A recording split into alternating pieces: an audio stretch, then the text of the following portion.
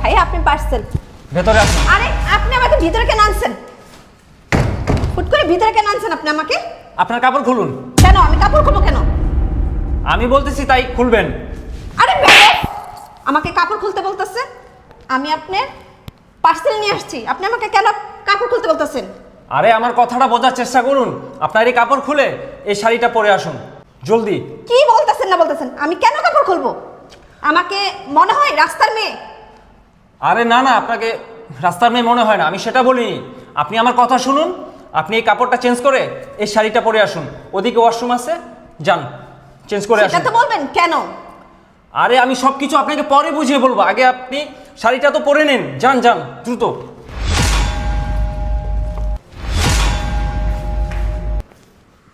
ও আপনি আসছেন, আসেন আসেন,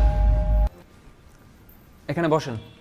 আরে আমি বুঝলাম না, আপনি পার্সেল দিতে আসলাম, আপনি আমাকে শাড়ি পরতে বললেন, এখন বলতেছেন এখানে বসার জন্যে। ব্যাপারটা কি বুঝলাম না, একটু ভেঙে বলেন তো। আমি আপনাকে সব কিছু বুঝিয়ে বলবো, তার আগে আপনি চুপ করে একটু বসে থাকুন।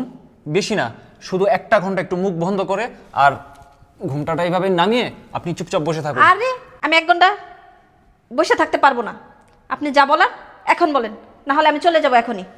আরে বাবা, আমি আপনাকে সব কিছু বুঝে বলবো, আপনি একটু কষ্ট করে 1 ঘন্টা একটু চুপ করে বসে থাকুন। আমি আপনাকে সব কিছু বুঝিয়ে বলবো, আপনার কোনো সমস্যা হবে না। আমি বলছি তো, আপনি আমার এই কাজটা একটু করে দেন। আরে না, আমি 1 ঘন্টা বসে থাকতে পারবো না, যা বলার এখনই বলেন। আমার তাড়া আছে, আপনি যা বলবেন এখনই বলেন। আচ্ছা ঠিক আছে, শুনুন আমি বলছি। প্লিজ আপনি আমার বউ সেজে নাটক করুন 1 ঘন্টা, বেশি না, শুধু 1 ঘন্টা আপনি একটু নাটক করুন আমার বউ সেজে, তাহলেই চলবে। আরে না, আমি এসব পারবো না, আমি ডেলিভারি ম্যান, আমার অনেক জায়গায় ডেলিভারি দিতে হবে, আমি চলে গেলাম। না না আপনি দাঁড়ান দাঁড়ান না, আপনি যাবেন না, আপনি বসুন বসুন প্লিজ বসুন। আপনি আমার কথাটা বোঝার চেষ্টা করেন, মাত্র 1 ঘন্টার সময় একটু আমার বউ সাজার অভিনয়টা করেন। ঘুমটা, হ্যাঁ এভাবে ঘুমটা দিয়ে রাখবেন। আরে না না, তাহলেই আমার চলবে। সময় নেই, আপনি আমি বারবার বলতেছি আমার সময় নেই, আমি চলে যাব, আমি চলে গেলাম। দাঁড়ান দাঁড়ান দাঁড়ান আপু, দেখুন আপনি যদি আমার এই উপকারটা করে দেন, আমি আপনাকে 50,000 টাকা দেব।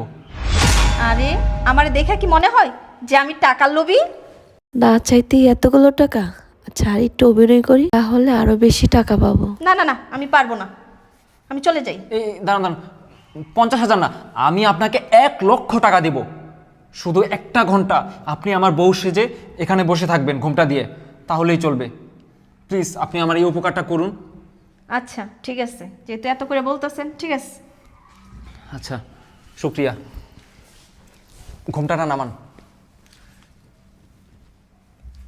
হ্যাঁ হ্যাঁ এভাবে। এই আমার অফিস থেকে স্যার নিশ্চয় চলে আসছে, আপনি এখানে চুপ করে বসে থাকুন, আমি ওনাকে নিয়ে আসি।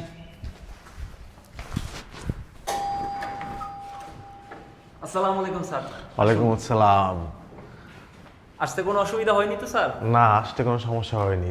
তামিমের বাসাটা তো খুবই বড়, বাসাটা তো খুব সুন্দর গুছিয়ে রাখছেন। কে গুছিয়ে রাখছেন আপনি? হ্যাঁ স্যার, আমি করি, আমিও গুছিয়ে রাখি, আবার আমার ওয়াইফও বাচ্চাটা সুন্দরভাবে গুছিয়ে রাখে। আসুন স্যার। চলো। আল্লাহ, এটা তো আমার বয়ফ্রেন্ড, কি মুসিবতে পড়লাম। যাই হোক, এই বাসার থেকে আমার তাড়াতাড়ি বের হতে হবে।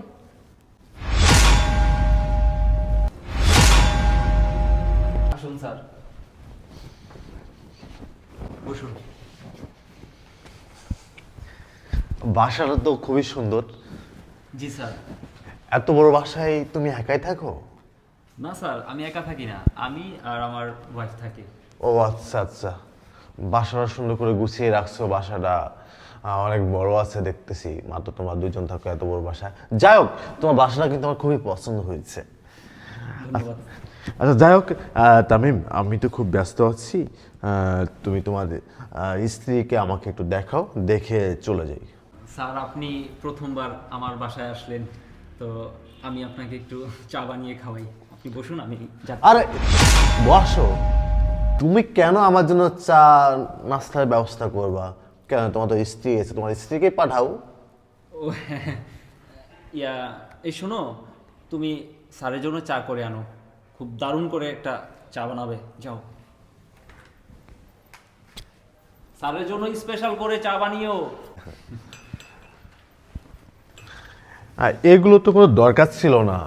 আপনি কষ্ট করে কেন আমার জন্য আবার নাস্তা আনতে গেছেন? কি যে বলেন স্যার, আপনি প্রথমবার আমার বাসায় আসছেন, খালি মুখে কি কথা বলা যায় নাকি? নিন চা নিন স্যার, এই যে। ধন্যবাদ। চাটা তো খুব সুন্দর হয়েছে। কে বানিয়েছে? আমার ওয়াইফ বানিয়েছে। ও, খুব সুন্দর চা বানিয়েছেন। আপনার স্ত্রীকে দেখে তো মনে হচ্ছে খুবই সুন্দরী। তার হাত দেখে তো মনে হলো, আর তার চাটাও খুবই সুন্দর হয়েছে। চা খেয়ে তো অবশ্যই তার নামটা বলতে হবে। আচ্ছা, যাই হোক, তামিম সাহেব, আপনি তো হয়তো বা জানেন আমার এদিকে একটা মিটিং ছিল। এই জন্যেই মূলত আপনার বাসায় আসলাম। আমি তো একটু তাড়া আছি, আপনি একটু দেখানোর ব্যবস্থা করেন। জি অবশ্যই। এই শোনো, তোমার ঘোমটাটা একটু তোলো, স্যার তোমার মুখটা একটু দেখবে।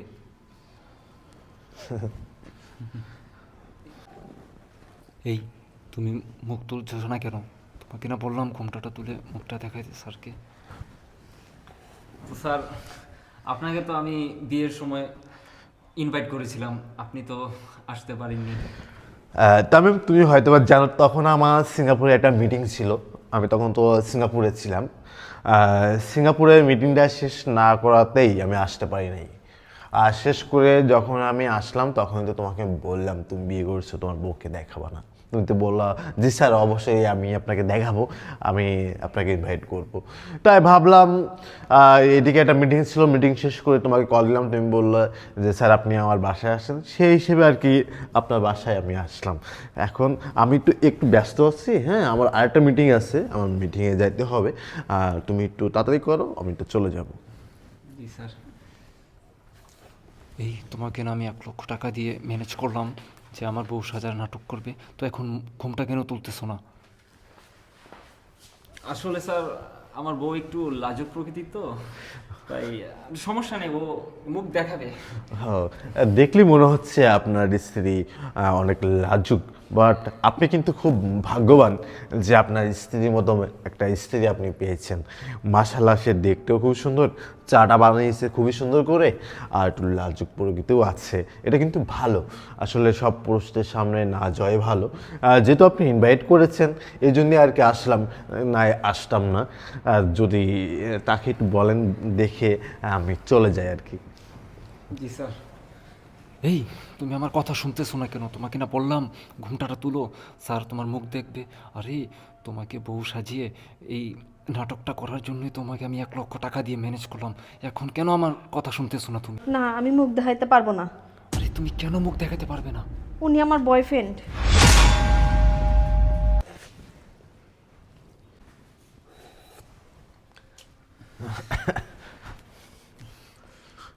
এই তুমি তোমার ঘুমটাটা তুলো।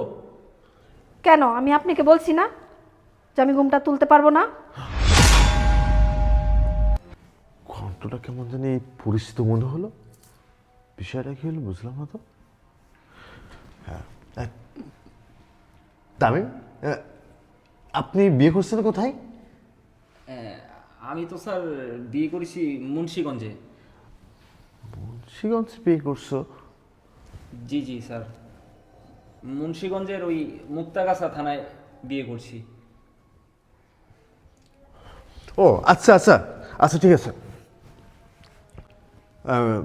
তুমি কি তোমার স্ত্রীকে মুখ দেখাবে, নাকি আমি চলে যাব? স্যার একটু অপেক্ষা করেন, আমি দেখাচ্ছি।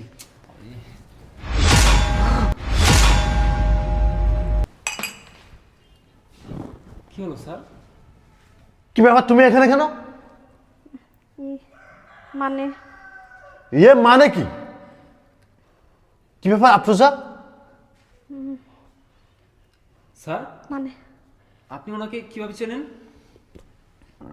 আপনি কাকে বিয়ে করছেন? ও আফরোজা, আমার বিয়ে করা বউ। তুমি বিয়ে করলে কবে? আর তোমার সাথে তো আমার কালকে রাত্রে তো মিট হয়েছে, তাহলে তুমি বিয়ে করলে কখন? আমি ঠিক বুঝতে পারছি না এগুলো কি হচ্ছে। কালকে রাত্রে না তোমাকে নিয়ে আমি রেস্টুরেন্টে খাইলাম, তুমি আজকে অন্যের বাসায় বউ হিসেবে বসে আছো আমার সামনে। আমি ঠিক বুঝতে পারছি না বিষয়টা কি আফরোজা। আমি তো এটা আশা করি তোমার কাছ থেকে আফরোজা। হ্যাঁ, এটা কি? তুমি আমাকে বলো, তুমি আমাকে বলেছিলে যে তুমি ফুড ডেলিভারি করো, বাট আমি সেটা মেনে নিয়েছিলাম যে তোমার ওটা ভালো লাগে, তুমি কিছুটা তোমার বাবা মাকে হেল্প করতে চাও। কিন্তু আজকে দেখতেছি তুমি অন্যের বাসায় বসে যে আমার সামনে বসে আছো। মানে মানে কি বলো তুমি? আর আপনি কাকে বিয়ে করেছেন?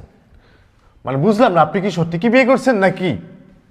ছি, আসলে স্যার দেখুন, সত্যি কথা বলতে স্যার, আমি দীর্ঘ 5 বছর যাবৎ আপনার কোম্পানিতে চাকরি করতেছি। হ্যাঁ সেটা তো আমি জানি, কিন্তু আজকে সে যে আপনার পাশে বসে আছে, আসলে উনি কে? এই তুমি কি কথা বলতে পারো না? এই তুমি কি বলতে পারতেছো না আসলে তুমি এখানে কেন? তুমি কি বিয়ে করছো কিনা, নাকি তুমি আমাকে ঠকাচ্ছ, কোনটা? মানে মানে কি বলো? স্যার আমি বলতেছি না ওই বলুক, বলো তুমি। স্যার, আপনাদের কোম্পানিতে তো নিয়ম রয়েছে যে একজন স্টাফ যদি বিবাহিত হয় তাহলে তার প্রমোশনটা একটু বাড়ে, আর প্রমোশন বাড়লে তো স্যার আমার স্যালারিও একটু বাড়বে। আর আপনি তো স্যার জানেন, গ্রামে আমার অসুস্থ মা রয়েছে, ছোট একটা ভাই আছে, ও মাদ্রাসায় পড়ে। তো আমি যদি একটু প্রমোশন বাড়াতে পারি সেক্ষেত্রে আমার খুব লাভ হয়। আর এই জন্যই স্যার আমি মিথ্যার আশ্রয়টা নিলাম। আপনি কি? আমাকে মাফ করে দিবেন। আমি ঠিক বুঝলাম না, এখানে মিথ্যাটা কোথায়? মিথ্যা এখানে বলতে- মিথ্যা কোনটা বলছো তো আমি ঠিক বুঝতেছি না। আমি তো তোমাদের ভিতরে ঢুকতেই পারতেছি না। তোমাদের আসলে কাহিনী কি? তোমরা কি আমার সাথে কি কোনো নাটক করতেছো? আমি কোনো কিছু বুঝতেছি না। তুমি বলতেছো মিথ্যা, আর সে বলছো মানে আচ্ছা তুমি তো জানো আমাদের কোম্পানিতে একটা নিয়ম রয়েছে, সেটা তুমি ভালো করেই জানো। আর তোমাকে আমি প্রমোশন দেবো এটা ঠিক আছে, আর আমি প্রমোশন দেওয়ার উদ্দেশ্য সেটা তুমি ভালো করে জানো যে তোমার ঘরে তোমার স্ত্রী আছে বলে আমি কিন্তু তোমাদেরকে প্রমোশন দেওয়ার কথা বলেছিলাম। আর তুমি চাকরি যখন নিয়েছিলে তখন কিন্তু তুমি আমাকে বলেছিলে তুমি বিবাহিত, কিন্তু আজকে তুমি আমাকে বলতেছো যে তুমি মিথ্যা কথা বলতেছো। মানে ঠিক বুঝতেছি না আসলে কোনটা সত্যা কোনটা মিথ্যা, আমি ঠিক বুঝতেছি না। কি হয়েছে আমাকে একটু খুলে বলো তো। এই তুমি খুলে বলো তো কি হয়েছে। আসলে আমি ডেলিভারি দিতে আসছিলাম, উনি আমাকে জোর করে আইন না, আমাকে বলছে শাড়ি পরতে, তো আমি শাড়ি টাড়ি পরলাম। তো বলছে, পরে সব কিছু কইলা বললো যে ওনার নাকি প্রমোশন হবে, তার জন্য আমাকে এরকম নাটক করতে হবে। উনি বলছে আমাকে 1 লাখ টাকা দিবে, আমি 1 লাখ টাকা লোভে আর কি আমি বসাচ্ছি। এটা কোনো কথা? এটা কোনো কথা বলছো তুমি? তুমি 1 লাখ টাকার বিনিময়ে তুমি একজনের ঘরের স্ত্রী হয়ে গেলে, আর তুমি আসছো পার্সেল দিতে, পার্সেল দিয়ে তুমি চলে যাবে, আর তুমি সেখানে হয়ে গেলে বউ। সি, আসলে আমি ঠিক বুঝলাম না এটা কিভাবে সম্ভব। তুমি 1 লাখ টাকার কাছে কি তুমি বিক্রি হয়ে গেলে? আমি প্রথম মানা করছি, তারপরে ভাইবা চিন্তা ভাবলাম যে 1 লাখ টাকা দিলে হয়তো বা আমাদের কিছু একটা আগাবে, আমার বাবার ওষুধগুলো কিনা যাবে। আর তামিম, আর তুমি যে মিথ্যা কথাটা বলছো, বিয়ানে মিথ্যে বলছো, এটা কিন্তু আসলে তুমি অন্যায় করেছো। আমি তোমার কাছ থেকে এটা কখনো আশা করি না যে আমার এমপ্লয়ি সে আমার সামনে, সে তার বসের সামনে বিয়ানে মিথ্যা কথা বলবে, এটা কখনো আমি আশা করি নাই। আর তুমি যেটা করছো এটা ভুল না, এটা তুমি অন্যায় করেছো। তুমি তোমার স্যারের সামনে এভাবে মিথ্যাটা বলা কিন্তু তোমার ঠিক হয় নাই। তুমি মিথ্যা অভিনয় সাজিয়েছো, সেটা আবার আমারই গার্লফ্রেন্ডকে নিয়ে। আমি কখনো আশা করিনি এটা তোমাদের কাছ থেকে। আর হ্যাঁ, যেহেতু মিথ্যা অভিনয় যেহেতু করছো, তোমার কালকে থেকে না আমার অফিসে আর যাইতে হবে না। আর তুমি না আজকের থেকে না আমার গার্লফ্রেন্ড না। আজকে থেকে তোমার সাথে আমার পুরোটা ব্রেকআপ। তোমার সাথে আমার কোনো সম্পর্ক আমি আর রাখতে চাই না। যে মেয়ে বিয়ে নিয়ে মিথ্যা অভিনয় করতে পারে সে কখনো আমার গার্লফ্রেন্ড হইতে পারে না, আমার ঘরের বউ হওয়ার যোগ্যতা রাখে না। ঠিক আছে, 1 লাখ টাকার কাছে তুমি বিক্রিত হয়ে গিয়েছো, তুমি তাকে বিয়ে করে নিয়ে তার সাথে তুমি সংসার করো, কিন্তু আমার সাথে আর সংসার করার স্বপ্ন তুমি আর দেখো না, তুমি থাকো। আর হ্যাঁ, আপনারা চাকরি করতে হবে না, আমার অফিসে আজ থেকে তোমার চাকরি নাই। স্যার আমার কথা আরে বলতে রাখেন শুনুন। তো, স্যার স্যার বলতেছেন। আপনার জন্য আমার আজকে 10 বছরের সম্পর্ক শেষ হয়ে গেল। আপনার আমি বারবার না করছি যে আমি একটাতে রাজি হব না, তারপর আপনি কি করলেন, জোর করে আমাকে বউ বানালেন। আরে দোষ কি আমার একার? দোষ তো আপনারও আছে। আপনিও তো 1 লাখ টাকায় রাজি হয়ে গেলেন আমার বউ সেজে আরে অভিনয় করার রাখেন জন্য। তো আপনার 1 লাখ টাকা।